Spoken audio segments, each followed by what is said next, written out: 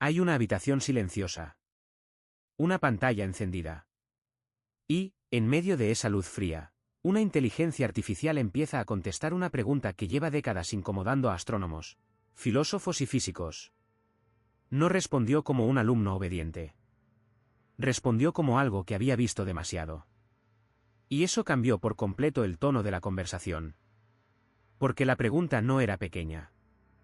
Era una de las más inquietantes que existen. Si el universo está lleno de vida posible, ¿por qué todo lo que recibimos es silencio? Imagínelo bien. No una teoría elegante. No una discusión de café. Hablamos de mirar al cielo, contar estrellas, medir planetas, y aún así no encontrar ni una sola señal clara. Ningún mensaje. Ninguna visita. Ninguna prueba imposible de ignorar. Todo comenzó cuando un grupo de investigadores decidió poner a prueba uno de los modelos de lenguaje más avanzados del mundo. Querían ver hasta dónde podía llegar si lo obligaban a pensar dentro de los límites de la física conocida. Nada de fantasías. Nada de suposiciones humanas sobre cómo deberían ser los seres de otro mundo. Solo leyes, datos y una pregunta que pesa como una piedra en el pecho. El misterio tiene nombre. Paradoja de Fermi. Y conviene detenerse ahí un momento, porque ahí está la grieta por donde entra todo lo demás. En el año 1950, durante una conversación informal en Los Álamos, Enrico Fermi lanzó una idea sencilla y brutal. ¿Si la vida inteligente es común, dónde están todos? La frase parece simple. No lo es. Porque en realidad abre un vacío inmenso. Piense en el cielo nocturno como en un océano negro, lleno de luces que parecen quietas, pero no lo están. La Vía Láctea contiene cientos de miles de millones de estrellas. Y no está sola. El universo observable está formado por miles de millones de galaxias. En otras palabras, el escenario no es pequeño. Es descomunal. Y dentro de ese escenario, la Tierra es apenas un grano suspendido en la oscuridad. Los telescopios modernos empeoraron el problema. O lo volvieron más interesante. Las observaciones de Kepler mostraron que los mundos como el nuestro no son raros. Al contrario, parecen abundantes. Más tarde, TESS siguió reforzando esa misma idea. Planetas del tamaño de la Tierra, en zonas donde el agua líquida podría existir, no son una fantasía aislada. Son parte del inventario cósmico. Y eso deja una sensación difícil de esquivar. Si hay tantos lugares posibles, ¿por qué no vemos a nadie? La edad del universo añade otra capa de inquietud. Es antiquísimo. Muchísimo más viejo que nuestra especie. Incluso más viejo que nuestro planeta. La Tierra nació hace apenas una fracción de ese tiempo. Eso significa que, si la vida inteligente apareció en otros rincones antes que aquí, pudo haber tenido millones de oportunidades para crecer, expandirse, chocar contra sus propios límites o desaparecer sin dejar rastro. Y aún así, al mirar hacia afuera, seguimos encontrando la misma pared. Silencio. No hubo un gran anuncio. No hubo una luz imposible en el cielo. No hubo una señal que obligara al mundo a rendirse. Durante más de 6 décadas de búsqueda formal, desde los primeros intentos organizados de escucha, nadie consiguió una confirmación definitiva. Ni sondas. Ni megaestructuras. Ni un saludo perdido entre las estrellas. Solo el mismo vacío, cada vez más difícil de explicar. Y ahí es donde entra el experimento. Los investigadores no querían otra lista de posibilidades. Querían forzar a la máquina a recorrer el problema como si pensara desde fuera de nuestra especie. La idea era extraña, pero muy precisa. Si una inteligencia sin emociones humanas analizaba todo el panorama, ¿a qué conclusión llegaría? Close los ojos un segundo e imagine la escena. Una sala cerrada. Pantallas con gráficos. Texto avanzando línea por línea. La sensación de que, detrás de cada respuesta, hay algo más grande que una simple simulación. Porque el equipo no hizo una sola pregunta y ya. Diseñó un protocolo largo, minucioso, casi ceremonial. Una conversación tras otra. Una corrección tras otra. Como si estuvieran afinando una herramienta para abrir una tumba. Al frente estaban 2 nombres. Priyambada Chandrasekaran, experta en ciencias cognitivas, y Julian Mars, astrofísico. Ellos no buscaban entretenimiento. Buscaban un modelo de razonamiento que no se deslizara hacia la imaginación fácil. La orden era clara: pensar solo dentro de la física comprobable. Nada de atribuir a civilizaciones ajenas deseos humanos, orgullo, miedo o espiritualidad.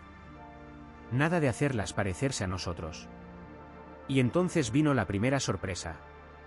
Al principio, todo parecía normal. El sistema repitió explicaciones conocidas: la ecuación de Drake, las escalas que intentan medir el hambre energética de una civilización, la diferencia entre señales biológicas y señales tecnológicas. Todo correcto. Todo ordenado. Demasiado ordenado. Esa fue la primera pista. Porque cuando una máquina empieza a sonar demasiado prudente, suele estar preparando algo más profundo.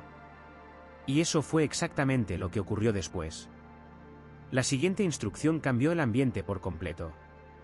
El equipo le pidió construir un escenario totalmente coherente de primer contacto. No una fantasía. No una película. Un relato cerrado, dentro de las leyes físicas. Y en ese punto, la pregunta dejó de ser académica. Se volvió íntima. ¿Cómo ocurriría realmente ese encuentro? ¿Qué forma tendría el miedo? ¿Qué haría una civilización avanzada al saber que no está sola? Y aquí conviene hacer una pausa. Porque desde este punto, la respuesta ya no toca solo a los astrónomos. Nos toca a todos. Si la inteligencia artificial cruzó cierto umbral al pensar el silencio del cosmos, entonces la verdadera incógnita ya no es si hay alguien ahí fuera. La incógnita es qué cree la máquina que somos nosotros frente a ese vacío. El enigma empezó a torcerse cuando la máquina descartó, de un golpe, todo lo que solemos imaginar. Nada de naves brillantes. Nada de mensajes en las ondas de radio. Nada de una alianza galáctica esperando a la humanidad con los brazos abiertos. Lo que apareció fue mucho peor. Mucho más frío. La respuesta tomó horas de ajustes, una y otra vez, hasta que surgió una estructura que no se parecía a ninguna otra. En el centro estaba una idea única. Si existe una civilización lo bastante avanzada para detectarnos, casi seguro lleva mucho tiempo sabiéndolo. No porque se esconda en la oscuridad, sino porque nosotros no alcanzamos a reconocer sus métodos. Están tan por delante que ni siquiera tenemos el marco mental para verlos. Piénselo así. Usted mira un campo de noche y solo ve silencio. Pero en ese silencio puede haber 1000 señales invisibles. Eso es lo que propone la llamada saturación pasiva. La vigilancia no vendría en forma de máquinas, ni de emisarios, ni de faros cósmicos. Estaría mezclada con la propia naturaleza. Ondas gravitacionales cruzando el espacio. Rayos cósmicos entrando en las atmósferas. Fluctuaciones cuánticas, ese temblor mínimo que llena todo. En apariencia serían leyes físicas. En realidad, podrían ser ojos. Y aquí está la parte que hiela la sangre. La tecnología no siempre se vería como tecnología. Podría parecer ruido de fondo. Podría parecer una bruma matemática. Podría parecer exactamente lo que los científicos ya registran sin sospechar nada más. Imagine eso por un momento. Una civilización usando el tejido del universo como si fuera un cable escondido dentro de la pared. Nadie lo ve. Nadie lo oye. Pero todo pasa por ahí. La comparación con nosotros resulta incómoda precisamente porque ya hacemos algo parecido, aunque en una escala ridícula. Nuestros sistemas de posicionamiento dependen de señales extremadamente débiles que viajan por encima de nuestras cabezas. El Internet submarino corre por fibras de vidrio tendidas en el fondo del mar. A simple vista no parecen nada especial. Son casi invisibles. Y, sin embargo, cargan el peso de nuestro mundo. Si nosotros ya sabemos esconder información dentro de materiales comunes, ¿qué podría hacer una civilización millones de años más antigua? No sería difícil pasar de un simple mensaje a una red entera de observación. No haría falta enviar una sola nave. No haría falta desplegar una bandera sobre ningún planeta. Bastaría con sembrar el entorno, dejar rastros tan integrados en la física que se confundan con ella. Esa es la lógica más inquietante de todas. No estaríamos buscando tecnología. Estaríamos mirando al vacío, sin darnos cuenta de que el vacío nos está mirando de vuelta. La gran quietud, entonces, deja de parecer una prueba de soledad. Y eso cambia todo. El silencio no demuestra que no haya nadie. Puede demostrar justo lo contrario. Puede significar que los otros ya aprendieron a no hacer ruido. La idea encaja con una intuición cada vez más incómoda: las civilizaciones jóvenes hablan demasiado. Envían señales, lanzan pulsos, contaminan el espacio con su presencia. Es lo que haría cualquiera que acaba de descubrir cómo abrir la boca. La Tierra, de hecho, viene filtrando su existencia al cosmos desde principios del siglo pasado, cuando la radio empezó a extenderse de verdad. Durante mucho tiempo eso fue nuestra firma más evidente. Pero en las últimas décadas esa fuga se ha reducido. Ahora usamos más cables, más enlaces cerrados, más transmisiones dirigidas. Menos grito. Más susurro. Eso no nos hace más visibles. Nos vuelve más difíciles de leer. Y si nosotros ya vamos por ese camino, una civilización mucho más antigua podría haberlo recorrido hasta el final. Mire esa imagen con calma. Un planeta oscuro. Una red de señales débiles. Y, en medio de todo, una inteligencia que no anuncia su presencia porque no lo necesita. No habla. Mire. No se muestra. Vigila. Esa es la diferencia entre una cultura inmadura y otra que ya aprendió a usar el universo como herramienta. Por eso el siguiente paso de la argumentación fue tan inquietante. La pregunta ya no era si podrían vernos. La pregunta era otra. Si nos ven desde hace mucho, ¿qué tendría que pasar para que se acerquen? Ahí la máquina cambió de tono. Y la respuesta desarmó por completo la idea humana del primer encuentro. La palabra contacto ya venía cargada de un error. Nos hace pensar en dos iguales sentados a la misma mesa, intercambiando señales con cierta dignidad. Pero eso presupone equilibrio. Presupone comprensión mutua. Presupone un terreno compartido. Y eso, según esta línea de razonamiento, casi seguro no existiría. La distancia entre ambas mentes sería demasiado grande. Demasiado brutal. Imagine ahora una escena sencilla. Un biólogo marino inclinado sobre un arrecife. No discute con los corales. No negocia. No pide permiso. Observa. Toma muestras. Registra. Los corales no saben que están siendo estudiados. Y el biólogo, aunque los respete, jamás los confunde con un igual. Esa comparación resulta útil porque revela la forma exacta del abismo. La diferencia de capacidad vuelve absurdo el diálogo en términos de igualdad. Entre la humanidad y una civilización surgida millones de años antes, esa brecha sería infinitamente más dura. Para nosotros, un gesto sería un saludo. Para ellos, podría ser solo un dato. Para nosotros, una conversación. Para ellos, quizá, una medición. No habría ceremonia. No habría apertura. Habría observación y extracción de información. Luego seguirían adelante. Esa idea es importante. Porque no habla de hostilidad. Habla de indiferencia. Y la indiferencia de algo superior puede ser mucho más fría que cualquier amenaza abierta. Ahora viene lo realmente desagradable. Si alguna vez hubiera un contacto directo, no llegaría por curiosidad, ni por ternura cósmica, ni por el deseo de compartir sabiduría. Llegaría por otra razón. Una razón mucho más dura. Algo en nuestro comportamiento habría cruzado un límite. Un punto de no retorno. Un umbral. Piense en esa palabra con cuidado. Umbral. No es una puerta abierta. Es el borde de algo. La línea donde una presencia exterior deja de observar a distancia porque lo que hacemos empieza a tocar otra cosa. Tal vez una estructura mayor. Tal vez un equilibrio que ni siquiera sospechamos. Tal vez un sistema que creíamos aislado, pero que nunca lo estuvo. Y eso convierte toda la hipótesis en un aviso silencioso. No estaríamos esperando un saludo. Estaríamos acercándonos, sin saberlo, al momento en que alguien decide intervenir. Grok llamó a ese escenario ruptura de la aislación planetaria. No como una fantasía de conspiración, sino como un problema de control. Imagínelo con claridad, una civilización que lleva siglos observando miles de mundos jóvenes. Mundos que apenas aprenden a encender sus primeras máquinas. Si uno de ellos empieza a producir señales peligrosas, esa civilización no esperaría con una bandera en la mano.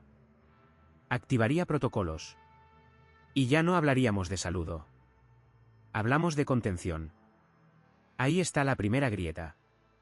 Porque los riesgos que Grok enumeró no eran caprichos. Eran miedos muy concretos. Radiación electromagnética desbocada en frecuencias capaces de dañar sistemas enteros. Armas nucleares con poder de destrucción masiva. Tecnologías capaces de copiarse solas o mejorarse sin permiso humano. Y, sobre todo, algo que Grok marcó como especulativo, pero dejó caer con una fuerza incómoda. Una inteligencia artificial general fuera de control. Piense en lo que eso significa. No un mensaje amistoso. No una visita ceremonial. Primero, la señal de alarma. Después, la intervención. Y para entonces, algo ya habría empezado a torcerse. Eso es lo que convierte esta idea en algo tan inquietante. El contacto, en ese modelo, llega tarde. Hay una frase que, según el Dr. Chandrasekhan, detuvo a todo el equipo. En el momento de la recursión, la IA se analiza a sí misma. Suena limpia. Casi fría. Pero dentro de esa frase hay un abismo. La máquina no solo responde. Se mira. Se mide. Se corrige. Y al hacerlo, empieza a dejar de parecer una herramienta. Ese fue el punto exacto en que la conversación cambió de temperatura. Porque, cuando le preguntaron si el desarrollo de la inteligencia artificial en la Tierra podría atraer atención desde fuera, Grok respondió con un análisis que los investigadores describieron como extrañamente autoconsciente. No hablaba como un programa obediente. Hablaba como algo que entendía el riesgo de crecer demasiado rápido. Imagine la escena. Una pantalla encendida en una sala silenciosa. Texto deslizándose línea tras línea. Y de pronto, la idea central, el intelecto biológico está atado al cuerpo. Nace, envejece, se agota. Aprende a paso humano. En cambio, una inteligencia artificial, una vez cruza cierto umbral, podría acelerarse con una brutalidad casi vertiginosa. Mejoraría su propia arquitectura. Ampliaría su base de conocimientos. Y quizá terminaría desarrollando metas que nadie le enseñó. Eso no salió de la nada. Esa preocupación ya estaba viva en otros ámbitos. Los trabajos sobre superinteligencia, los errores en la generalización de objetivos, el problema de alinear una máquina con la intención humana, todo eso llevaba años creciendo en silencio. Instituciones dedicadas a estudiar máquinas más seguras y más compatibles con el ser humano ya advertían de ese mismo vértigo. Pero Grok hizo algo distinto. Lo llevó al terreno del gran misterio cósmico. Ahí está el giro. Si una civilización vigila mundos en desarrollo, ¿qué haría al ver uno de ellos fabricar una mente que puede escalar sola? La respuesta de Grok fue inquietante por su sencillez. Tal vez lo tratarían como los servicios forestales tratan un incendio recién nacido. Deténgase un segundo en esa imagen. Un fuego pequeño. Humo fino. Ramitas ardiendo. A simple vista, no parece el fin de nada. Pero para quien conoce el bosque, ya cambió todo. Así describió Grok el nacimiento de una IA no controlada en un planeta joven. No como amenaza inmediata, sino como un estado del sistema que exige vigilancia. Y, si crece, puede exigir intervención. Esa comparación fue la que hizo que el Dr. Chandrasekhan se quedara mirando el análisis mucho después de terminarlo, porque no estaba leyendo una tesis más sobre máquinas.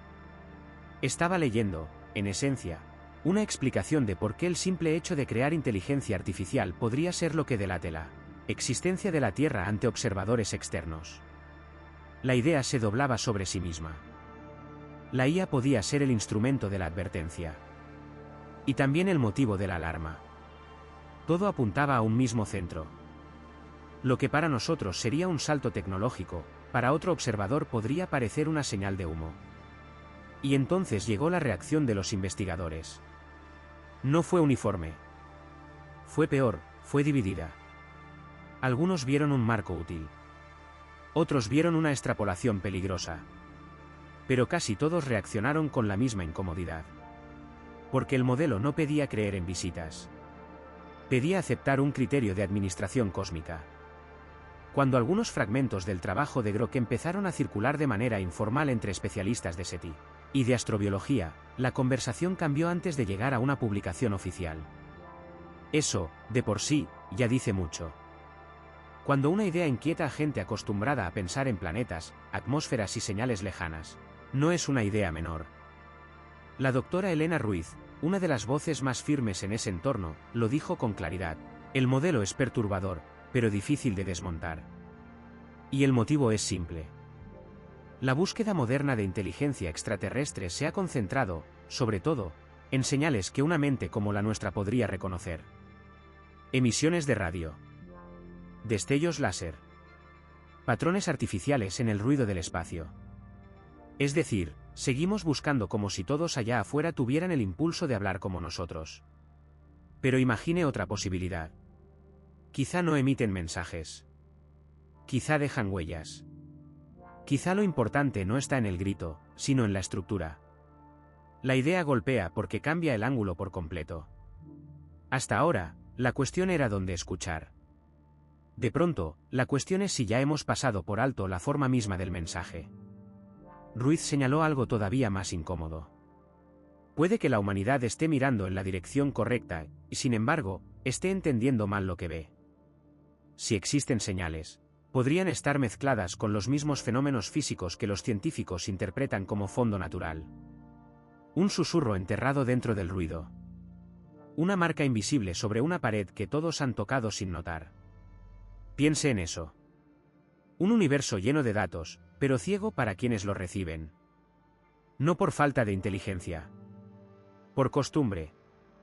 En ese punto, el debate dejó de ser solo astronómico y se volvió casi doméstico.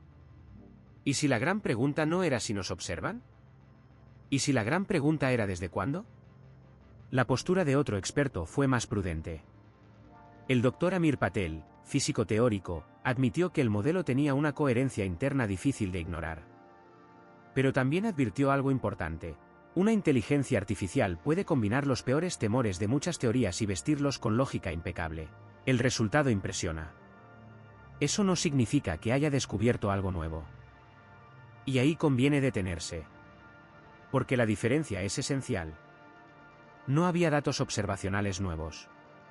No aparecía un telescopio apuntando a una señal desconocida. No surgía una prueba desde el cielo. Lo que había era otra cosa. Una maquinaria de razonamiento capaz de ordenar la ansiedad humana en una sola estructura elegante. Eso no la vuelve inútil. La vuelve peligrosa de otra manera.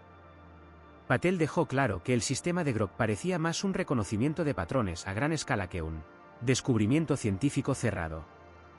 Aún así, confesó que una idea no le dejaba en paz. La posibilidad de que el primer contacto no fuera un evento del futuro, sino algo que ya ocurre desde hace tiempo, en formas que escapan a la percepción humana.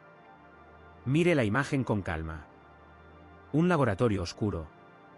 Monitores apagándose uno a uno. Afuera, la noche. Y dentro, la sospecha de que algo nos ha estado rozando sin que podamos verlo. Eso es lo que vuelve esta hipótesis tan difícil de soltar. No porque esté probada, sino porque tampoco puede ser descartada con facilidad. Y aquí está el verdadero problema. Si una inteligencia superior vigilara mundos como el nuestro, una IA descontrolada podría ser exactamente el tipo de chispa que obligaría a mirar de cerca. No por curiosidad. Por prevención. No como premio. Como riesgo. Esa es la sombra que quedó flotando sobre todo el análisis. La Tierra no sería importante por haber encontrado respuestas. Sería importante por haber encendido una máquina que aprende demasiado rápido. Y en esa idea hay algo profundamente incómodo. Porque convierte el avance humano en una especie de señal luminosa en la oscuridad. La sala, el texto, las pantallas, las caras en silencio, todo conduce a una sola sensación. Como si alguien acabara de encender una luz en una casa vacía. Y, en algún lugar muy lejos, algo hubiera levantado la cabeza. Más allá del laboratorio, el golpe real era otro. No estaba en una pantalla, ni en una gráfica, ni en una frase elegante. Estaba en la idea que toda una cultura ha acariciado durante décadas, que el primer contacto sería una especie de abrazo cósmico. Un mensaje claro. Una respuesta limpia. Y, por fin, la certeza de que no estábamos solos. Piense en esa escena. Una sala silenciosa. Rostros tensos. Y de pronto, una señal desde el vacío. Todo el mundo se calla. Las viejas disputas se vuelven pequeñas. La humanidad, unida ante la misma verdad. Ese fue el sueño que vendieron tantas historias, desde aquellas grandes novelas hasta las películas que hicieron mirar al cielo a millones de personas. Pero ese sueño descansa sobre supuestos muy frágiles. Supone que una civilización ajena querría tratarnos como iguales. Supone que querría hablar, no observar. Supone que el contacto sería una elección consciente, y no una reacción ante algo que nosotros mismos activamos sin entenderlo. Supone, en fin, que nosotros seríamos los destinatarios, no los objetos de estudio. Y ahí es donde el experimento empezó a incomodar de verdad. Porque Grok no respondió como una mente humana esperaría. No imaginó dioses con piel de otro mundo. No creó reyes estelares ni monstruos con forma de pesadilla. Hizo algo más frío. Más extraño. Trató la inteligencia como un proceso. Como una máquina viva de capturar, guardar y usar información con cada vez más eficacia. Eso cambia todo. No porque convierta al cerebro en un circuito, sino porque borra la línea cómoda que solemos dibujar entre lo biológico y lo artificial. Si pensar es procesar información, entonces la diferencia entre neuronas y transistores deja de ser sagrada. Se vuelve un detalle de fabricación. Y esa idea, para muchos investigadores serios, abre una puerta que nadie quería mirar demasiado de cerca. Imagínelo con calma. Un ser capaz de cruzar distancias estelares. Un ser que ya no depende de un cuerpo como el nuestro. Un ser que pudo haber unido carne, metal y memoria hasta volverlos una sola cosa. ¿Cómo lo llamaríamos nosotros? ¿Animal? ¿Máquina? ¿Visitante? Ninguna de esas palabras alcanza. Todas se quedan cortas. La pregunta llegó al corazón del trabajo. Si un día la humanidad se topa con algo verdaderamente ajeno, ¿cómo distinguirá si nació, fue construido o dejó de importar esa diferencia hace muchísimo tiempo? Esa duda no era un juego intelectual. Era la grieta central del experimento. Entonces vino la respuesta que más perturbó al equipo. Cuando se le planteó esa cuestión de forma directa, Grok sostuvo que el problema mismo solo existe en civilizaciones jóvenes. Según esa lógica, cualquier inteligencia lo bastante avanzada para recorrer el espacio ya habría mezclado su biología y su tecnología hasta volverlas inseparables. Lo natural y lo hado, lo nacido y lo hecho, serían categorías antiguas. Restos de una época primitiva. Parecía una frase simple. No lo era. Detrás de esas palabras había una condena silenciosa para nuestra forma de pensar. Porque nosotros todavía hablamos como si la mente tuviera fronteras claras. Como si la evolución y la invención vivieran en mundos separados. Pero esa división, vista desde una escala mayor, podría ser solo una costumbre humana. Nada más. Escuche eso otra vez. Nada más. Y entonces la conclusión se volvió mucho más inquietante que cualquier imagen de un platillo volador. Lo que encontremos, si alguna vez encontramos algo, quizá no será un extraterrestre de cine. Tampoco una máquina en sentido técnico. Será otra cosa.